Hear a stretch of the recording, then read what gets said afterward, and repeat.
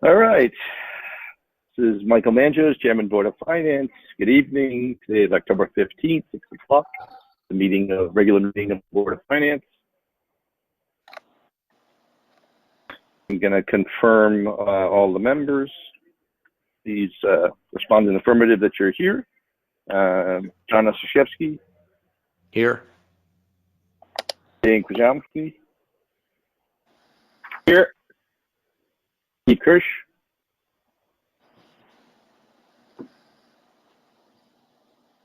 Steve? I can see him. He seems frozen. It looks like he's frozen. There he is. It looks like Here. he's frozen. Steve, you there? Okay, there you go. Craig Hirsch. Here. And Rebecca O'Donnell. I'm here.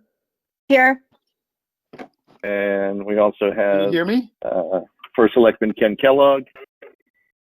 Ken Kellogg here. Tom Badowski. I'm here.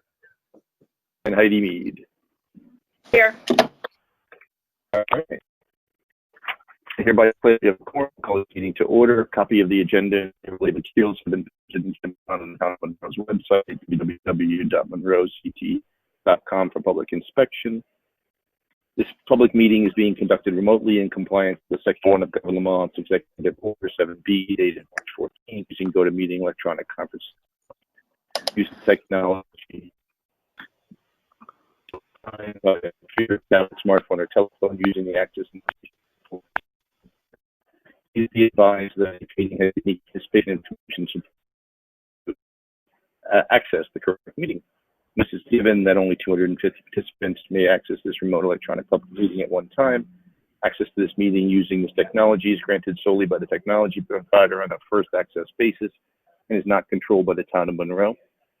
While it's anticipated we will not exceed this participation limit to this meeting, should it appear we are approaching said limit, so that any member of the public is denied access to this meeting, I, as chairman, reserve the right to adjourn this meeting at a later date using technology appropriate to ensure that all members of the public may participate. Please take notice the following regarding this remote electronic public meeting. This meeting is being conducted in real time. This meeting is open to the public.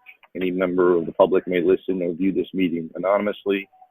This meeting is being recorded. While we ask that you mute your microphones unless recognized to speak, that anything you say, do, or display on your screen has become part of the recording. That the recording should be posted to the town's website within 7 days. That the recording should be made available to the public within a reasonable time. The meeting shall follow standard parliamentary procedures. However, I ask all participants to follow the special rules. In addition, please mute your microphones so as to reduce background noise at any time you're not speaking. Prior to speaking on each occasion, each speaker should clearly state their name and title for the record. The use of the chat feature is prohibited, will not be considered during this meeting. If in use, as set forth in the agenda, this meeting will feature public participation.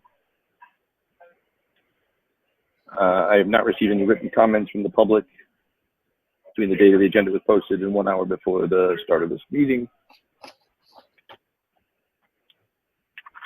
All right, we can now start on the agenda. Review of meeting minutes and voting record for September 17th.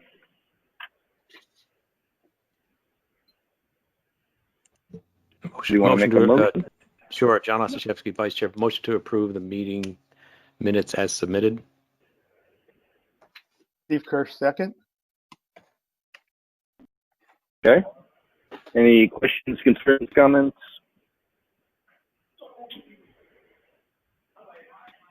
Okay. Hearing none. John, want to start us off? Sure. I agree. Greg?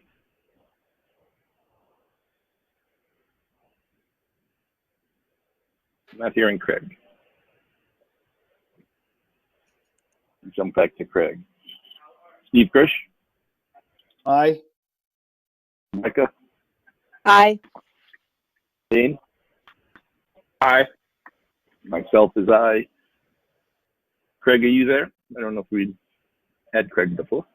Thought we did. Does not look like it. Doesn't look like it. Okay. Sorry about that. I thought we had him before. All right. First Selectman. Thanks, Mike. So I had three things I wanted to go over, and they're two of them are in the follow-up from last meeting category. One is related to that. At the last meeting, I know Mr. Kirsch had asked some questions on a couple of follow-ups relating to our unemployment estimates, and as well just on a question related to escrow. So let me get to the first item first. Unemployment estimates for the town. I want to just kind of give some background on this because it's kind of it's an interesting way to go about this stuff because we don't have perfect information. So do you remember back in back in April and May, we were struggling to try and get our arms around this. And obviously the first thing we go to is the State Department of Labor. They put out a monthly report on local, town by town unemployment rates. And that's where we went to first. However, back then, the numbers that were on that report looked oddly low, and you found that there was a statement on all the reports that said basically that all these reports must be considered inaccurate. I'll read you a quote. It said, "Data collection and misclassification issues, the foundation of the state's residential labor force statistics, caused residential employment to be severely underestimated." So then we knew the numbers on that report that they were publishing were inaccurate, but we didn't know to what degree. So we went to another source of data, which the state started providing, which was data on kind of weekly unemployment claims. We knew that that data wasn't perfect either, but it was the best that we had at the time. And so we utilized that to kind of tease out based on new claims for unemployment that they were reporting. And we knew how many claims were in the pike since the pandemic had started, and we calculated an estimate of it was north of 14% at the time of where we thought things stood, and that was based on a baseline before these data anomalies existed at the state level of about 3.7%. So it was quite concerning. So fast forward to where we are now, the state labor report that still comes out on a monthly basis no longer has the same disclaimer on it in terms of saying it's severely underestimated. However, it does say that the misclassification issues that caused unemployment to be underestimated, that the effect of the misclassification problem has declined since April and is now estimated to be in line with the misclassification on the national level. So they're saying it's still inaccurate, but it's in line with whatever's inaccurate nationally. So it's really still hard to figure out what to tease something out of that. But that said, I want to tell you that the August number that they've reported for Monroe is 6.8%. Again, we would expect that it's still lower than what it really is, but we don't have anything better to go on. I will tell you though that going back to the data reports that we get, or we can get off their website on a weekly basis, there's another feed that they give, which is the weekly continued claims data. So these are people that remain in the unemployment pipe for on an ongoing basis. So looking at that, if you look at that in the end of August, so for the same time period of that report, which had 6.8%, if you look at that number, it was about 863 people compared to the 657 on the state report. So that would work out to be about 9% using the same denominator that the state reported on. So I also want to tell you that the last date that the report has, which they indicate is a complete week, is September 12th. That number is 774, and that would work out to about 8%. So the best estimate that I could give you at this time, based upon all this, is that Monroe's rate is probably somewhere between 7 and 8%, or in the 7%, 8% range. But again, these are based upon all that background that I'm telling you in terms of some imperfect information that we're using, but it's the best information we have. So that's that. The second piece, Steve had asked about if we had any insight relative to, that tax collector Deb Heim has reported that the escrowed mortgage, the tax payments that are escrowed by mortgage lenders have been coming in at a fairly well. But Steve had asked, okay, but are the banks actually getting those escrow payments? So the short answer is we don't have, I don't have any empirical data or report that we were able to obtain, but I was able to get some anecdotal information from some of our, our business, our banking partners. And the anecdotal information I got was that there's definitely a concern. There are several, the banks are definitely, and the mortgage lenders are definitely in some cases, in many cases, making full payments, even though the lender is not current on their escrow payments. And the information I was told was, despite any of the tax stuff that was out there in terms of deferrals or low interest programs, that the banks in many cases decided to simply protect their lien and just make the full payment, at least at this point.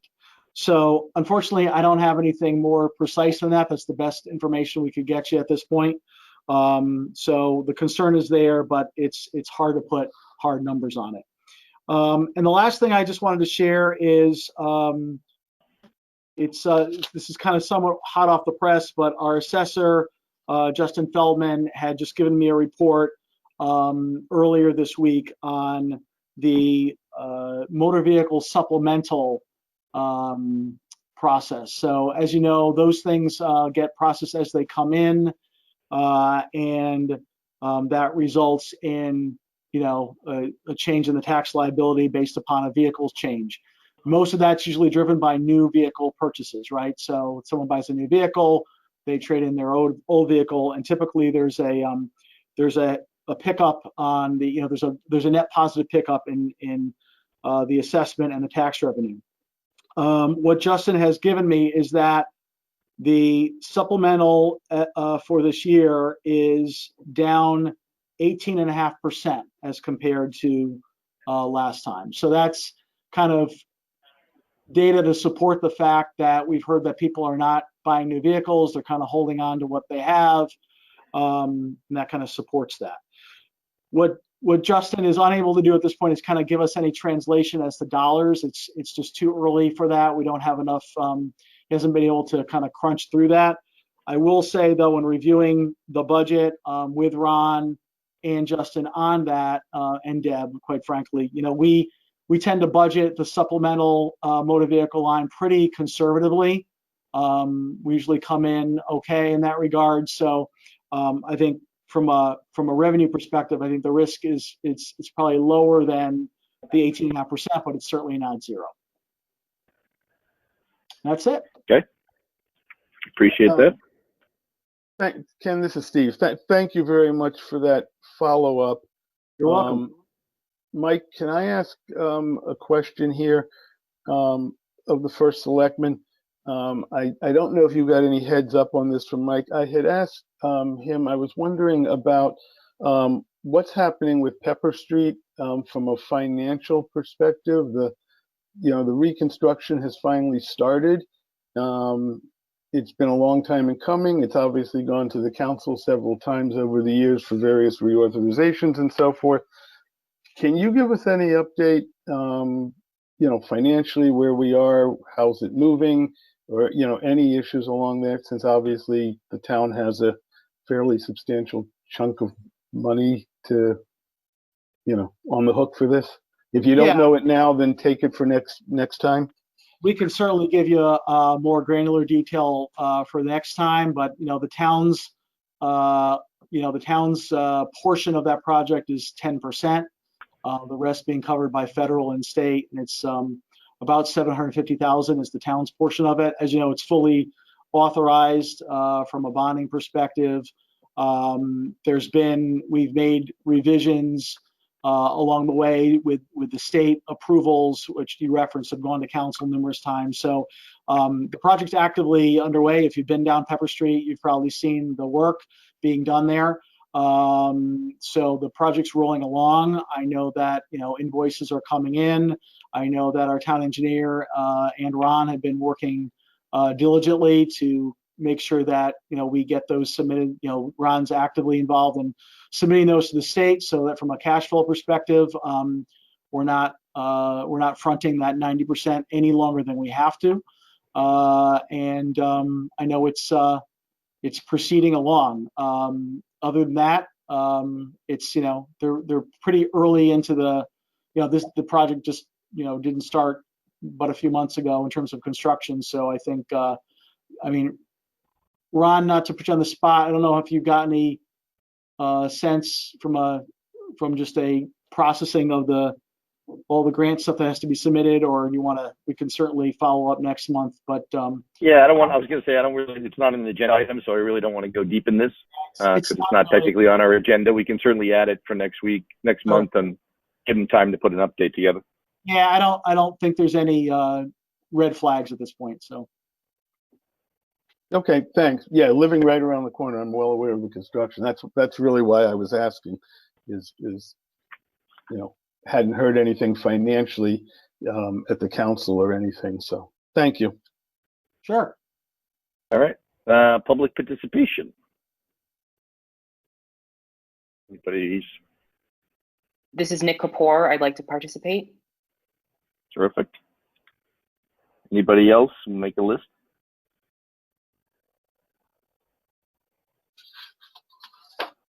Sounds like Nick, you're the guy. You're up.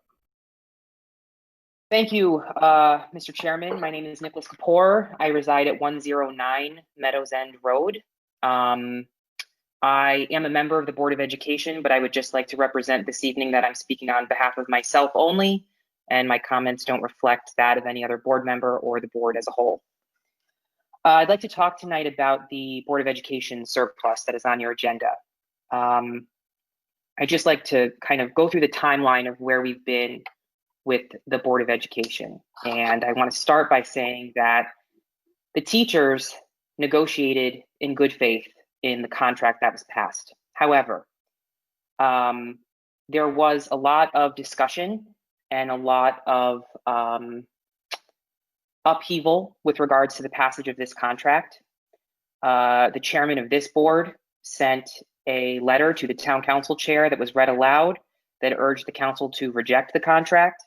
And at that meeting, the teachers had to come out in force and show in numbers that they were there and that they wanted to speak and be heard about the raises in their contract. After that, after the contract, COVID hits. And as a country, really, but more locally, as a state and as our district, we had to change education like we have never changed in decades. And it had to happen almost overnight. And that landed on our teachers. Then we get to the budget cycle. And between the cut of the board, between the cut of the first selectman, between the cut of this Board of Finance, the teachers were put in a box. And they could either give back, or we were going to have to start cutting, and we might have to start cutting teachers. Thankfully, we were the only district in the state, and I want to say that again, we were the only district in the state where teachers agreed to furlough days.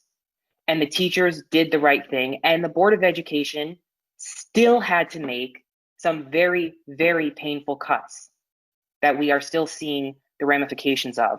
Thankfully, it is due to our teachers and our administrator and our administrative team and everybody who works at the Board of Education that we haven't had a gap in services or in our education here in Monroe.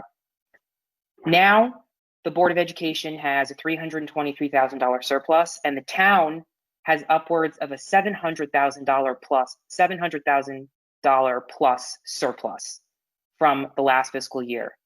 And so I would just like to close by strongly encouraging the Board of Finance to do the right thing, the thing that the Board of Education majority suggested you do, and that is to buy back a furlough day from all of the Board of Education unions and use the remainder of the surplus funds to set up a special ed reserve.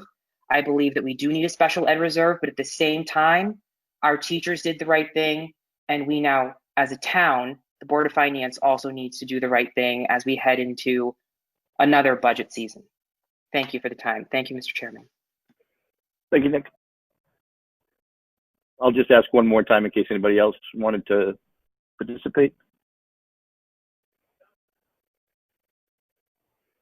All right. We will move on to unfinished business, our 3-year budget model. I don't think there's any progress on that for this meeting. And basically, we're going to jump into the unexpended Board of Ed funds. We did. Oh, yeah. Can we talk about maybe setting up a meeting outside of this regular meeting to deal with this 3-year budget model so that we can begin having? We could, but I got to be honest with you, with everything that Ron is dealing with, wearing 2 hats at this point, I think I am not comfortable asking him to take on more at this point. I would assume everyone's thinking that Ron probably pretty damn stretched right now, and Heidi as well, and I just don't think it's the right time to dump more on them. I know this is something we've talked about for a while, but I can't in good conscience ask Ron to do any more than he's doing right now. I don't think he's getting, much sleep. I know he's working most weekends, and to initiate another project with everything else they're dealing with at this point, I don't think it's reasonable at this point. Okay, so then in reality, I'm not going to put Ron on the spot, but I would assume I'm going to speak for him in this case. I'm not comfortable asking any more. I don't think Ken would be comfortable asking him any more. I don't think Joe would be comfortable asking him to do any more at this point. Okay, I mean that's fair. Then I think obviously this is just going to probably in reality be pushed off until after the upcoming budget cycle. Well, I mean, one of the things we might discuss doing budget cycle, we might just start looking at some of the major lines 3 years out to start with. But again, I'm going to leave that to Ron on how much they can handle on their side with everything else that's going on. Okay. Okay. So the Board of Ed did write a letter that Nick referred to. It's in your packet. I'm sure everybody's reviewed it. We will be discussing that and all of our year-end transfers. Just so for the record, everybody's clear. The surplus was for the previous year. It ended in June. So this is stuff that comes back to the town, and then the town will make decisions on what to do with the funds. I want to start, honestly, by making a recommendation.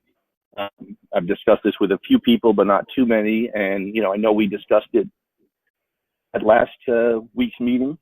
And I would propose, for a couple of reasons, specifically, we had Donna and Joe at our meeting last week. They both made it very clear they've been diving deeply into the finances, but that special ed is still, I don't know if it's a wild card, but it's very difficult. I mean, we all know that children can move in during the year. They still don't have a final grasp on the existing population. And I'm sure everybody's hearing anecdotal stories, and I've had some experience here of watching a lot of homes sell very rapidly over the last few months, and a lot of families, which is, from a town standpoint, I think it's a great thing, but it's definitely going to put some pressure on the school and the school budget. I believe the number I heard was they're up 47 children. And we've got to make some assumption that some of those are going to need extra care. And I think with everything going on with COVID and kind of the uncertainty in the education system, I think the special ed could certainly be under pressure. Historically, I know I've been doing this a while. Well, a lot of you have been doing this a while. when budgets run into trouble, it usually, or historically, was always special ed or health insurance. And now we've got health insurance as a fixed cost, and we're not having a risk there. Special ed is still our biggest wild card. One of the things I've talked about for many years is taking the risk off the Board of Ed budget, which I'm saying is when there are unexpected costs and when they have risk involved, they shouldn't have to bear all that risk, because inevitably they just start taking it from other students in other areas that they had budgeted. So what I'm going to recommend is that we take $500,000 and we put it in a special ed fund. Again, the Board of Ed has agreed to give us a monthly tracking on special ed. So we'll see through the course of the year how we do.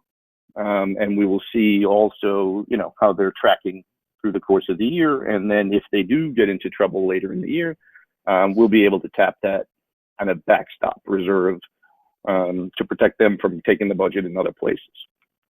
The second thing I'm going to recommend is that we take $500,000 as well and put it into, I'm going to call it, I guess, an emergency management or an emergency disaster fund. Obviously, COVID is one thing we are all facing on the town side and the Board of Ed side. So far, the school has done a fantastic job managing it, but I know there's a lot of risk and a lot of uncertainty still going forward.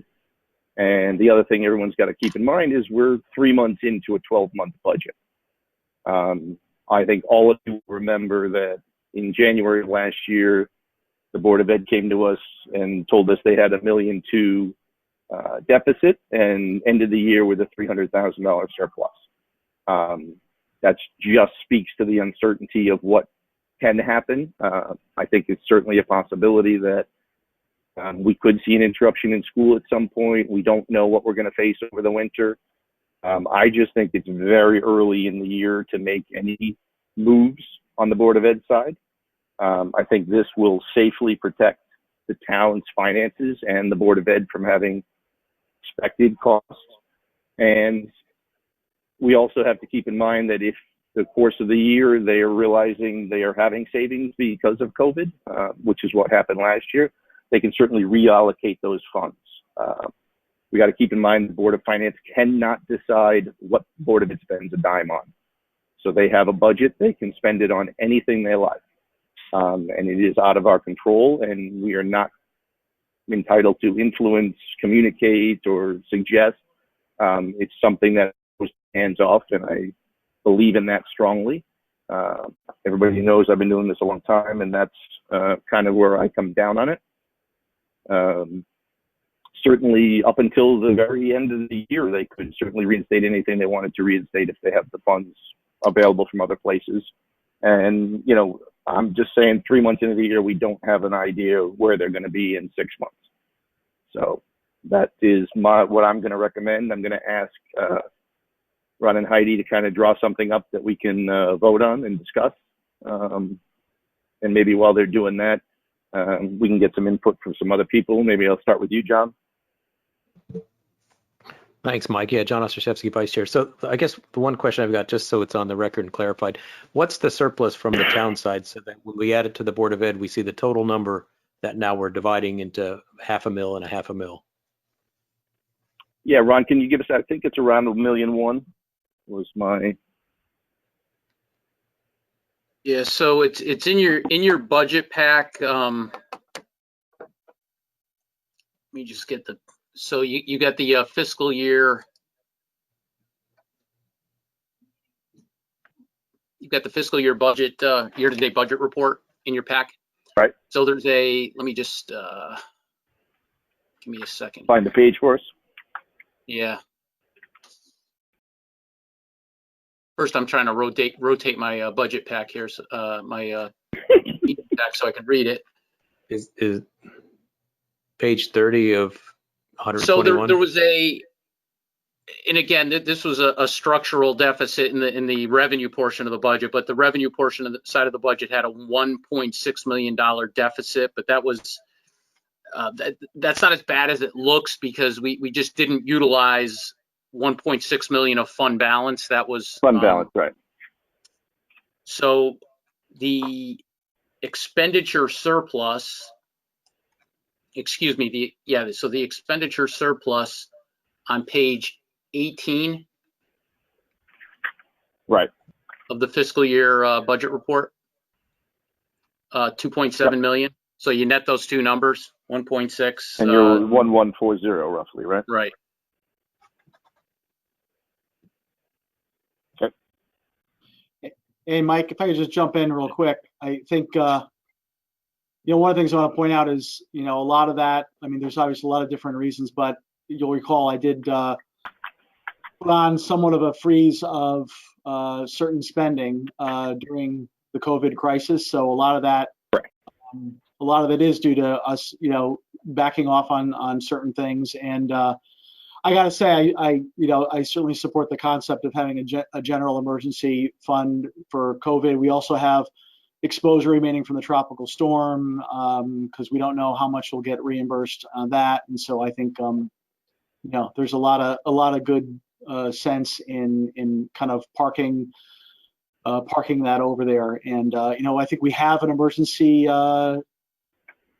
reserve already that was not funded to this level, but it was a concept we talked about a while back. I believe Ron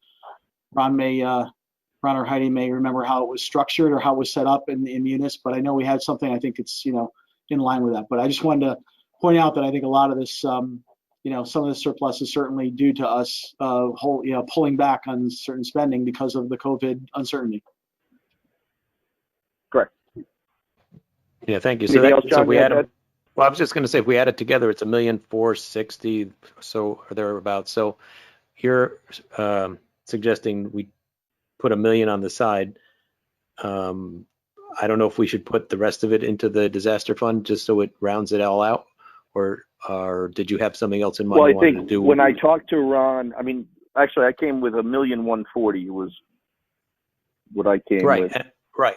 Well, I was looking at what the Board of Ed is graciously giving us. That's included in the Board of Ed included in that $1,140,000. Thank you for the clarification.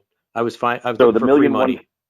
The reason I wanted to stop at $1 million was, while we're going through the audit, if they did find any kind of an adjustment or find any kind of something that turned up, we could not have to reopen things and remake adjustments in case there was, something they found that they reclassed or changed around or did those auditing things.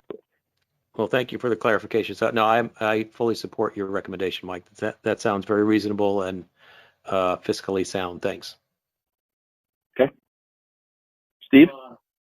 Yeah, a couple of things. Number one, in general, yes, I support the two things that you have suggested.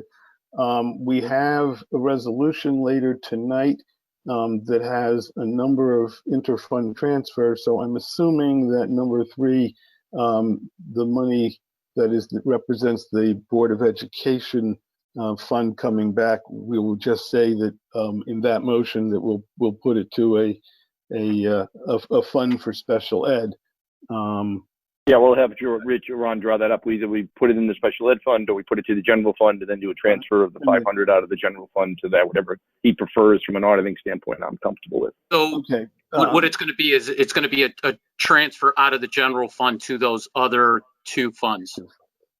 Right, but the Board of Ed transfer, the 323 will go to the general fund and then we'll take 500. The 323 will just remain in the general fund. Yes. Perfect. Okay, good. Okay, so we can eliminate number 3 is what you're saying. Right. So Ron, we don't have to have a motion that includes transfer number 3. It'll just sit. It is in the general fund. Period.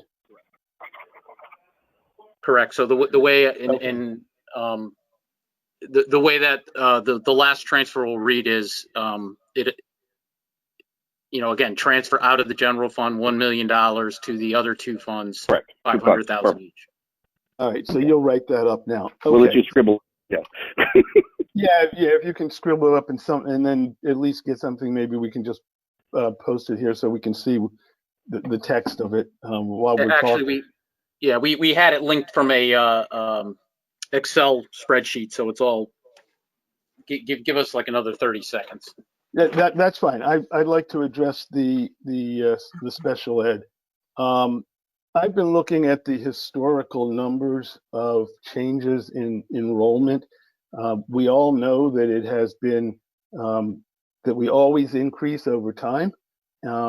And I've gone back using data from the school system, and I've looked at two sets of numbers for the last 5 years. One is, and let me back up. When the Board of Ed does their budget, they approve it in January before they send it to the first selectman. So they're looking at an 18-month cycle from a budget perspective. And of course, they're looking at a 12-month school year beginning in July of a given year and going to June of the next. Let me also preface my comments by saying I have not reviewed this number with the superintendent or any of his people. So I would like everybody to consider this unofficial until I give it to them to bless, but it is basic math from data that they've been published. And so here's what I found. If you look back, beginning with the school year starting July of 2015, going up to June 30th of this year, that's 5 school years, you will find two things. On average, the budget cycle, the 18-month cycle, on average, we see an increase of 53 students in special ed over those 18-month periods. If you look at the school year that follows each budget cycle, the average over the 5 years is 31 students, an increase of 31 students. So those are, again, those are averages. The numbers are pretty consistent when you look at month to month, and you compare months over the same month in various years. But it gives you an idea of how many students we add and are not accounted for based on the methodology that's in place today and that's been used in the past, where they do a budget, where the Board of Education does a budget in December, approves it in January, and then it goes obviously through the budget process. So I just wanted to share those numbers, which I would consider accurate but unofficial, to put some perspective on the size of the increases in the student population. Perfect. Okay. So therein lies my support for a special. I love it. Thank you. Thank you. Rebecca? Hi. Yeah, I support the creation of these funds. I've been part of the Board of Finance for a couple years, and I've seen the cycle with the special ed costs. So I definitely think it's smart. In reading Donna's note and hearing from Nick tonight, I definitely understand, but my thought process goes to what you said, Mike, where let's see where the budget goes this year. Like, we are early, and if the Board of Ed budget has another surplus at the end, I think it makes sense to consider that, because it's the same fiscal year that the negotiation took place. So in my mind, the money that we're talking about now is from last fiscal year, and we're closing that year with good strategy to help with our current, outcome and what the economy is doing, as well as what's going on with special ed in Monroe. So that's my 2 cents, and I fully support it. Terrific. Dane? Sure, I agree. I think the best course of action is to set these funds aside, as you described, Mike, especially from a risk mitigation perspective. And hopefully the Board of Ed will be in a position to reinstate furlough days next spring when they're closer and things look better. However, using the funds from last year to reinstate any furlough days today doesn't really make any sense to me.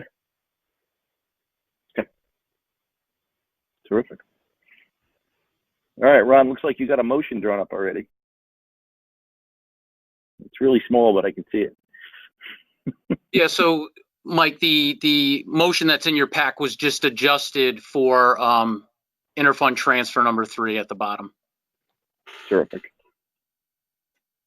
All right, somebody want to make a motion?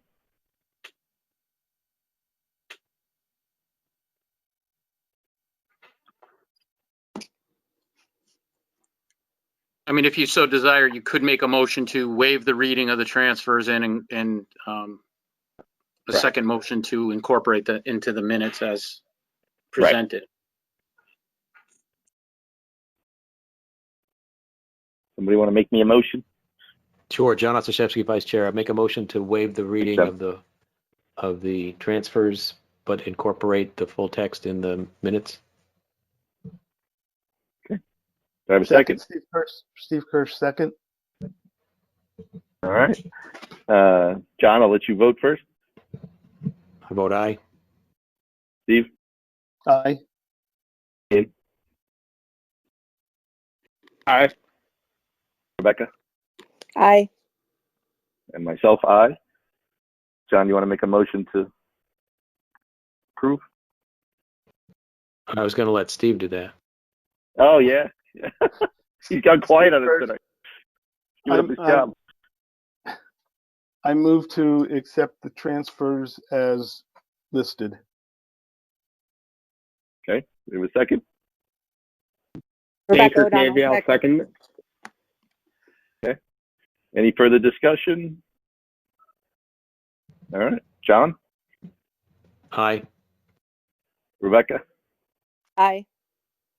Dane? Aye. Steve? Aye. And myself, aye. Excellent. All right. Thank you very much, guys. I love it. Now we move on to review of municipal reports. General fund year-to-date budget, 20 and 21 are both in the packet. Anybody have anything specific in there they wanted to ask? We got Ron and Heidi here.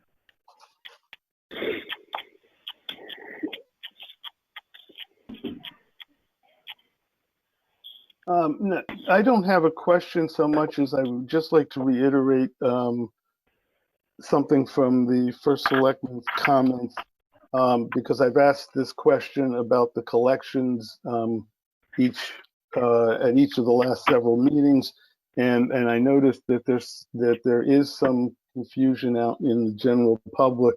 There have been some statements made that our collections, which are running well, compared to prior years, our numbers, our collections are running at the exact same percentage.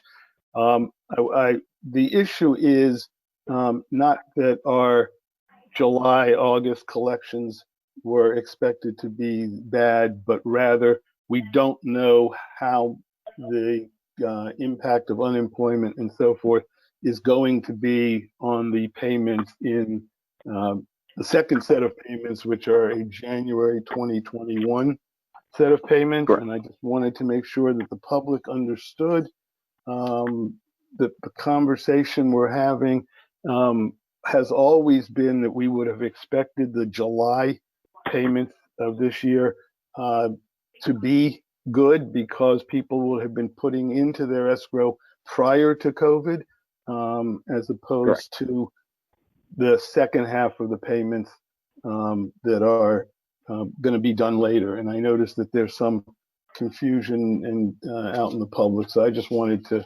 No, I appreciate the clarity. that cleared up. And again, I thank the first selectman for the research and the follow-up. Thank you. You're welcome, Steve. That's a very, very valid and appropriate point to raise. Thank you. Okay. And then the fund So, trial balances, anything there? Anybody? Well, sorry, Would you have Mike. some, John? This is Go John. ahead. Yeah, Vice Chair. I just had two points on the revenue side. One is police special duty. is showing that there was nothing taken in for that. Is that just something that needs to be reconciled? And then the second is there's an unrealized gain of 102,000. Is that just from our refinancing activities or something else? So I can address the police private duty. Typically, we budget that number, John, and if not needed, we just keep it in the fund. So we don't transfer the money out of the fund. But that's where we've been able to also pick off some capital projects and police cars. Got it. So we're just using that to build up the fund at this point, Ron? Unless we need to pull. Yes, knowing that it's there for capital purposes if need be.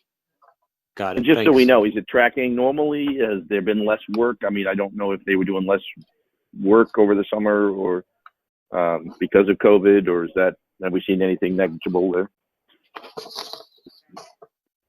I think it's been tracking fine. Okay. Yeah, That's good news. I'm not aware of anything really, any huge swings, and there are definitely some projects, capital projects that were improved this year that will be coming out of that. Police cars, and the like. Great. Okay. Now we'll try the trial balance. Is anything on that for the funds?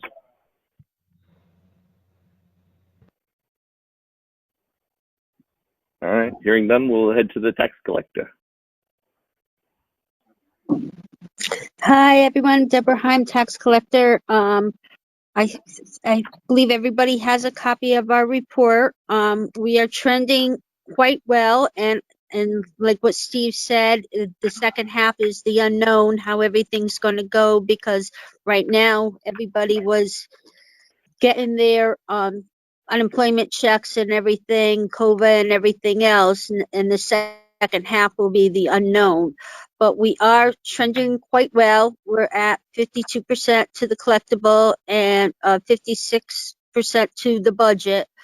But the second half is going to be the determining factor. And like I believe Ken said, we already seeing a decrease in the supplemental. I know we budgeted 600,000. The true number isn't out yet, but there is going to be a percentage of that that's not going to be collectible either with people. So hopefully everything will keep trending nicely and going on to the next collection. If anyone has any questions, they can ask. This is Steve Kirsch. Deb, I've got one question for you. We've talked about and focused on the escrow issue and monies coming in. You had previously said a couple months ago that about 15% of our collections are non-escrow, people paying directly. Did you see any substantial drop-off or change in payment patterns for the people who pay directly? Right now, we are pretty good because we are I believe there's only 120 delinquencies in real estate right now, plus or minus, which is not that bad. I do have a lot of people making payments when they got their checks from the federal government or whatever. They did start paying, brought money in because they figured that was a place to put it. I am finding a lot of families, having difficulties in making payments versus paying it off. They'll come in and throw like $100 on it so they don't get too far behind. But,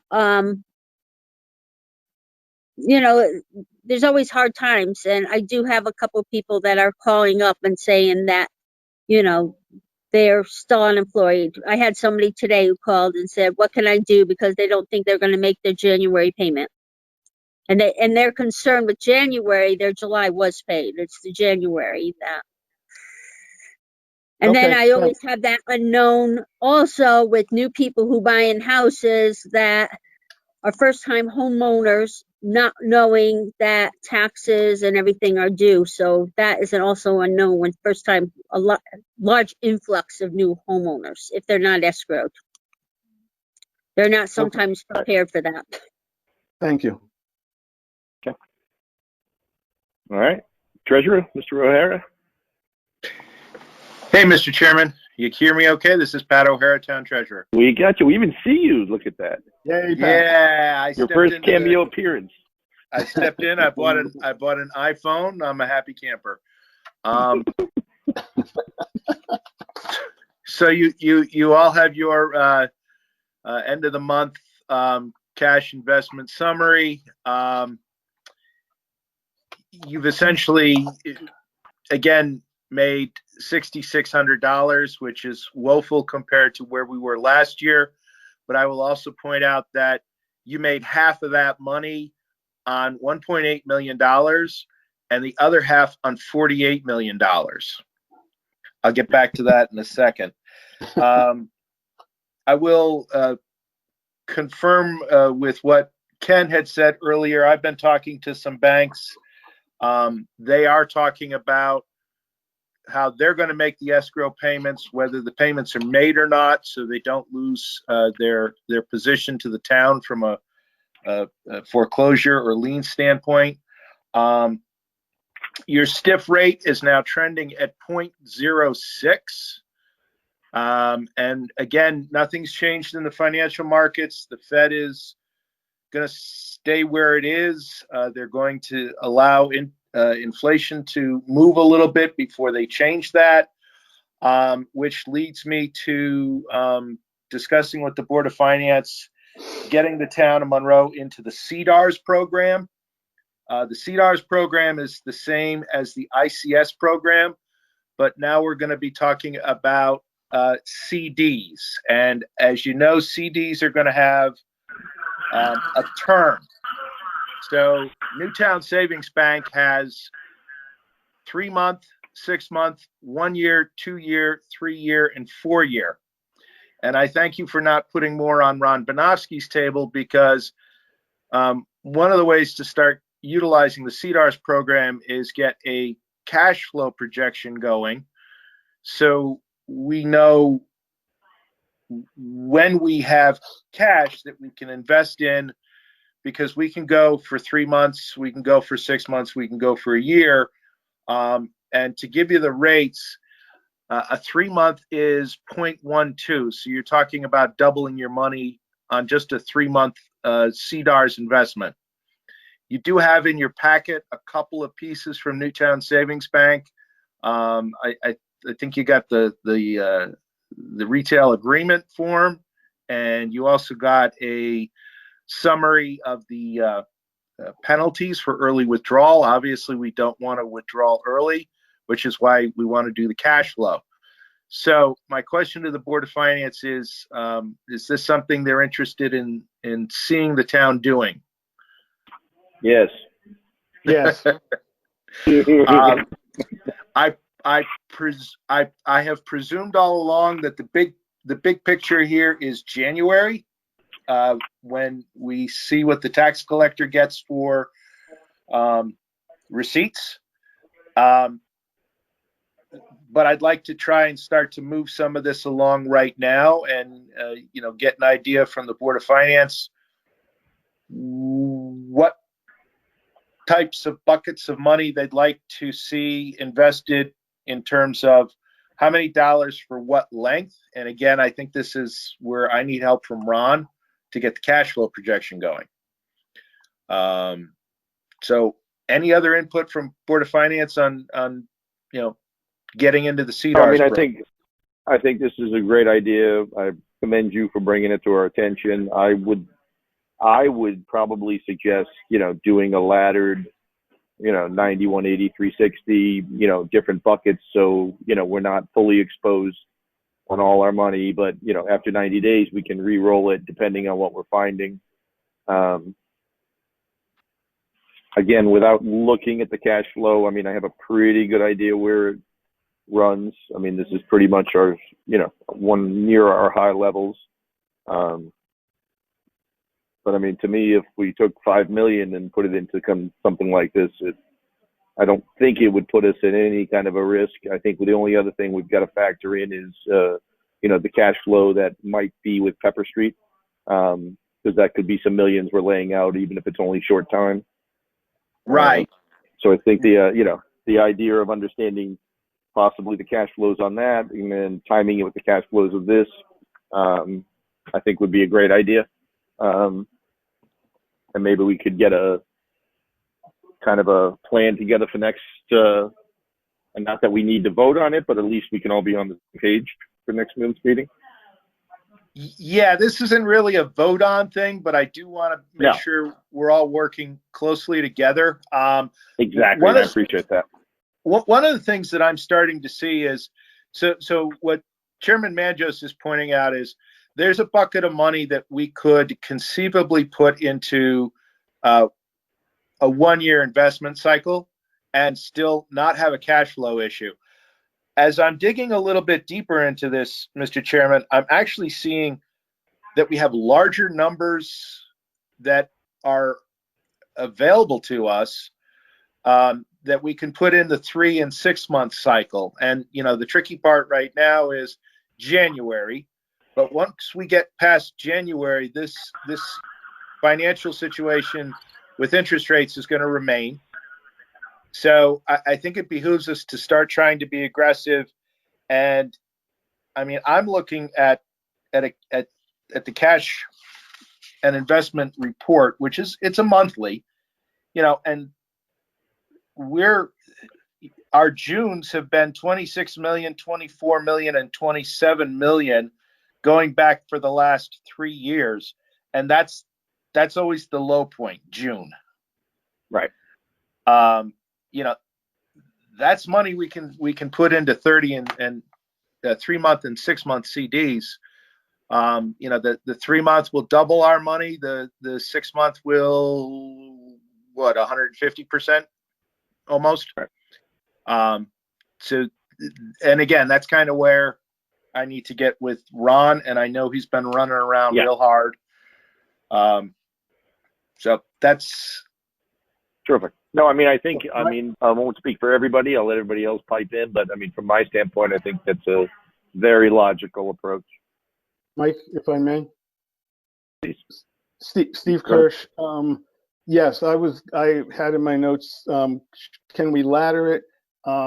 Without looking at any dollar values and knowing that we have more of an unknown in the short term, I wonder if it makes sense, and I'm really looking for Pat or Ron's advice, to not only ladder it, but to put the higher amounts in the short term when we start this, so that you're tying up, you're getting a higher return short term, and yet you're going to still have that money, again, in the near term if you needed it. And so I'm just thinking that, you know, you put more in a 3 month than you do in a 6 month than you do in the year, at least to start out and go for a part of a cycle. So, But, Steve, makes perfect sense. You're absolutely right. You're capturing what I'm seeing is that we have a couple of moving parts. One is January tax collection. 2 is CDs that would be invested at the longer end of the spectrum, the year CD, and that right now is 0.20, and that would be the money that we look at, that if we have to touch this money, we're in big trouble, and that's, you know, that's within the designated fund balance, so it's under that $12 million number, but then on a monthly basis, we end every month with between $12 and $40 million.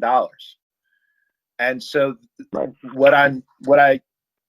had a conversation with Ron, and since having a conversation with Ron, I'm starting to see that there's more dollars we can capture into a 30 or a 60 day, which is exactly what you brought up. So you're on the same page as me. Okay. And my other comment is, I've gone out to the website. I think I sent everybody the link. I've gone through all the questions and answers, the documentation. I've read some other material on it. I think it's a safe investment. I think the public should understand that even though we're talking about big dollars, like the other program, it's broken up into smaller $250,000 chunks spread out to various banks. So it's all fully insured. Absolutely. I think that's a point that the public needs to understand. So we're not really taking a risk. The money's going to be there. It's all covered by FDIC insurance, and it's really a question of what's our need in town. That's our risk. Is how much do we invest versus how much do we, need to meet the financial obligations of the town. So I'm all for it. I appreciate you bringing it to us, Pat. And I think that's all my comments, Mr. Chairman. Okay. Anybody else? Yeah, Mike, John Ostrowski, Vice Chair. So Pat, great job finding pebbles of gold underneath all the sand that's out there. So I applaud your efforts there. And I agree, you can be heavy on the short end and tail it out and let it roll in a ladder form, and you're going to have as much safety and security. And at the end of the day, if you have to break it, you're giving up such a minor amount of interest, it really isn't going to make much of a difference. And I don't even see that happening. So we look forward to your recommendation of amounts and how you want to roll it out, just so we can get an idea and be comfortable with what you want to do with the money. But good job.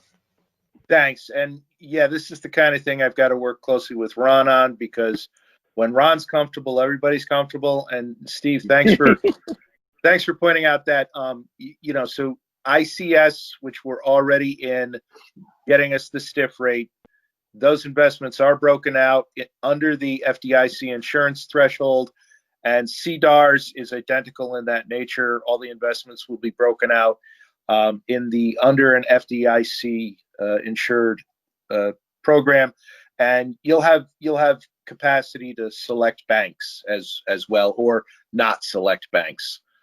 So it is the two programs are a mirror image of themselves from a safety and security standpoint for the taxpayers' funds. All right. That's all I got. Terrific. We really appreciate it. Great work. Thanks. Okay. Last piece is review of Board of Ed financial reports. Rana, if there's anything there you want to specifically bring to us, or So, Joe, yeah, Bob's on here I can too, as well as mention, anything you want to bring to very us. early in the year. Let me just mention a couple items on page 2 of the year-to-date budget report. About 3/4 of the way down, there's a large negative number. That'll partially get offset by grant revenue. So that's why that 563,000 negative available balance in tuition. I think it's in tuition private. And then 2 lines below that, supplies other are over 190,000. That's where we're parking all the COVID supplies at this point, which a portion will get offset with grant, and hopefully we'll be won't be tapping that much the newly created fund for. Okay. So those are probably the 2 big things I wanted to mention at this point. Ron, do you know how much we've submitted, or maybe this is the first selectman question, how much we've submitted in terms of reimbursement for funds for COVID? At this point, we've submitted nothing, Steve. But Okay. we've got CARES Act money and coronavirus relief money available that we've allocated and we've received the grant awards on. So it's just a matter of submitting it. The coronavirus relief money needs to be encumbered by the end of the calendar year. Oh, okay. So at this point, we're tracking it. And on the town side, there was one FEMA reimbursement submission that Heidi completed that we did get a response on. It's a small portion though. The way the FEMA was doing those submissions was a little bit odd. So it only covers through June. Like I said, it's a small part of the town's exposure, but it's only one piece because again, we have to go through the FEMA process first, and then we go to the state coronavirus relief fund after that. There's also some health department some other sources that we have to tap into first. So it's still very much a a moving target, but there are several. We've gotten some reimbursements from FEMA and some other grant programs, but it's by far not anywhere near complete, or there's a long way to go. And I know Heidi was on a call either today or yesterday on the Coronavirus Relief Fund submission process with the state. It's, as you would imagine, somewhat complicated, and she's as always, she's a trooper. She's plowing through all that stuff, and I mean, every stone is looking under every, trying to find any area that we can categorize, that even areas we might not have thought of, that we can apply to make sure we get that. So. Okay, thank you. When Mike, can I just add Joe, one? Joe, just anything, please. Yeah, I would love you to. Yeah, not so much on the special education budget, but just as a heads up, I gave the Board of Education a heads up at our last meeting, and we're continuing to, at this next meeting, we're going to look at class sizes. But one of the things that is out there is, unlike the period from roughly 2012, 2013 to up until last school year, really, this district has benefited from the fact that we had a decreasing enrollment. And, I think we took a very responsible approach to staffing. And as enrollment decreased, we were able to, reduce staff through attrition, through retirements. It was pretty well done, by my predecessors. Unfortunately, it looks like the trend, and I know Steve kind of mentioned the number before, and I know you've mentioned, the anecdotal. It's tough to drive around town without seeing a license plate from out of state for people moving in. And I'm hearing stories of people whose houses are on the market for an hour and being sold. With that being said, I just, Steve did mention, we're up 47 kids right now from last year to this year. And I think it was originally projected to be down, but it's up a little bit. That's not a lot when you're trying to absorb it over 12, over actually 13 grades of students. But there's a couple of things that kind of stick out there that I just wanted to apprise this board of. So like I said, up 47. Every cohort of students. So last year's kindergarten was 206 kids. This year's first grade is 219. Last year's first grade is 215. This year's second grade is 230. So every cohort that we have is up across the district, with the exception of the cohort from 8th grade to 9th grade, which is only down 5 students, which is pretty amazing, because that's the cohort that goes down every year, because you have kids that decide to go to other high schools. And I know it's not uncommon in other high schools to see a 5 to 10% decrease from 8th grade to 9th grade. So we lost 5 kids there. So, I'm a little bit concerned about enrollment moving forward. We're up, like I said, it's 47 kids. The other 2 pieces that, give me a little bit of pause, though, is these are our October 1 enrollments. Last year, October 1, we had 0 kids homeschooled. Okay, those are parents who withdraw their kids, and, they're going to either enroll them in a homeschool program or teach them themselves. This year with COVID, a lot of parents decided to withdraw their kids, knowing that it was going to be difficult to have, especially at the elementary level, to have kids in, 2 days a week, on this hybrid schedule, or, God forbid, we should go back on full remote. Last year, 0 kids on homeschooling. This year, 25 kids homeschooling. And we're still up 47 kids. And then the last part is our kindergarten numbers. Our kindergarten numbers from this year from last year to this year are down 20, and it's particularly down at Stepney Elementary. But our guess is, and we're preparing to try to get out some kind of a survey to capture this.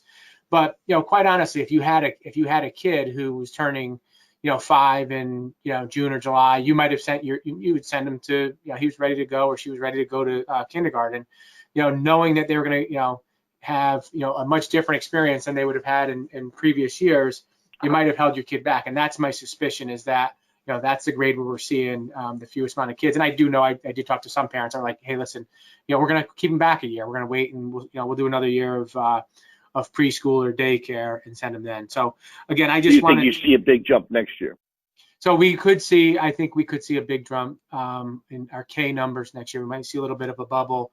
And like I said, we're going to try to send out a survey to pick that up. Now the survey, we'll probably have to try to send that out townwide, because if it's your oldest kid, you're not in our system. So we're going to have to do some kind of a campaign, social media, get the word out to give us some kind of an idea of what we're looking at for either kids that are going to come back to us and especially kindergarten next year. So Makes perfect sense. I didn't really think about it, to be honest with you, but that's when you see 20 kids drop in kindergarten, that makes sense. I would see some parents hesitating to send them into this environment. Yep. Okay. Thank you. I appreciate that. And, I just want to say it on the record as well. Kudos to you and the team for everything you guys have been dealing with and handling. And I know this has not been an easy run of it. So, it is not unnoticed, at least on this board. And I think everybody in town really appreciates what the Monroe school system has done during all this. So I appreciate that, Mike. Yeah, all the credit to the teachers. They've been, it's amazing. And I really can't, understate how hard they're working. And I mean, when you've got, 13 kids in front of you and 13 kids on a Zoom and you're trying to attend to both of them, it is, they're interesting times. Yeah. It's something else. Thank you for that. Terrific. All right. Seeing nothing else on my agenda, unless there's something else anybody else wants to cover with this, we'll entertain a motion.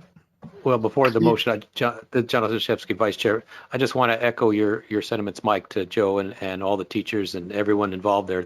They're doing a yeoman's job of trying to stay ahead of the curve here, keep everybody safe, educate the kids in a really tough environment. So, yeah, my hat goes off to you, Joe, and everybody on your side there. You're doing a great job. Thanks so much, John. Go ahead, Steve. Steve Kirk, motion to adjourn. Thanks, Steve. Everybody stay safe. Thanks, guys.